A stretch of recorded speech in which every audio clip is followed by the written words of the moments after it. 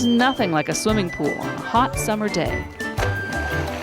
Sticky, sweaty, sweltering feeling gets instantly washed away as you slide through the cool water.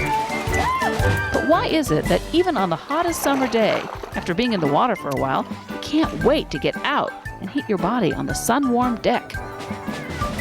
That feels good. Ooh, you're hot. Ooh, you're cold. Hot.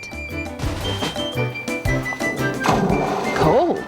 But you're warm-blooded. You really don't need to bask in the sun. Your body temperature usually stays the same. But when I'm sick, my mom says I have a temperature and I can't go outside to play. When your body is fighting germs, your temperature can go up. And if it goes up too much, that's a bad thing. Then, you guessed it, yucky medicine. Ugh. But remember, you're warm-blooded, so your body temperature can only change a few degrees. Amphibians are cold-blooded. Why did the frog go to the hospital? To get a operation. So what do cold-blooded animals do when it's really cold outside? Well, they hibernate, just like a bear. Well, not exactly like a bear. See this frog? It's frozen solid. In the colder months, it buries itself in the wet dirt and spends the winter, well, kind of like a popsicle. It even stops breathing. But each spring, when the world begins to thaw, it comes back to life. But like a popsicle, frogs and other cold-blooded animals don't like it when it gets too hot either. So what do? Some amphibians, like this spadefoot toad, chill out by digging back into the dirt where it's cool. This is called estivation. It's like hibernation in the summer, except now amphibians are trying to beat the heat instead of avoiding the cold. How deep can a frog dig? Knee deep, knee deep. But before it gets too hot, amphibians have another job to do. They have to find a mate and reproduce. Male frogs and toads attract their mates by singing. La, la, la, la, la. Well, not exactly. More like this. Each kind of frog or toad has its own song. These songs attract the female so the pair can mate. A group of singing male frogs can be very loud, so listen for them when you're near a pond this spring. It works better if you're really a frog. Frogs lay their eggs in the water. These eggs are in a substance that looks like, well, snot.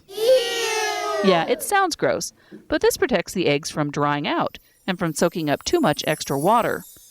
How fast the eggs develop depends upon the temperature of the water. The warmer the water, the faster the eggs develop into larvae. Larvae are the next stage of growth. Salamander larvae look kind of like their parents, but the eggs of frogs and toads develop into tadpoles that look pretty different from mom and dad. Amphibian larvae will stay in the water until they become adults. Going from egg to larvae to adult is called metamorphosis. For amphibians, this means starting life as a water animal and becoming an adult that spends most of its time on land. A double life. What did the frog order at McDonald's? French fries and a Diet Coke. Amphibian larvae are eating machines, munching mostly on water plants like algae. But as they become adults, they begin to eat other things, like the bugs that live in the water. What'd the frog say to the fly? You're really starting to bug me. Most adult amphibians eat invertebrates, animals that don't have a backbone, like this cricket. Worms, slugs, and other insects also make a good snack. Large amphibians, like the bullfrog, can eat pretty big creatures, like mice and birds. In fact, amphibians eat a lot of animals we think of as pests. How does a frog catch something like a fly? Hey! They're really fast. Amphibians are able to catch their food because they have big mouths and a pretty awesome tongue. Their tongue is sticky, and it attaches in the front of their mouth instead of the back, like your tongue. When food walks past or flies by, open goes the mouth, out comes the tongue, and dinner is served. Could you do that?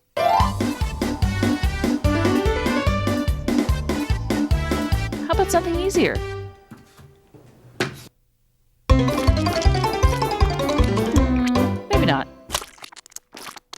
Amphibians have become important in helping scientists take care of the world around us. Biologists study them to learn about problems in the environment. When amphibian numbers drop, scientists look for the cause and how to fix the problem.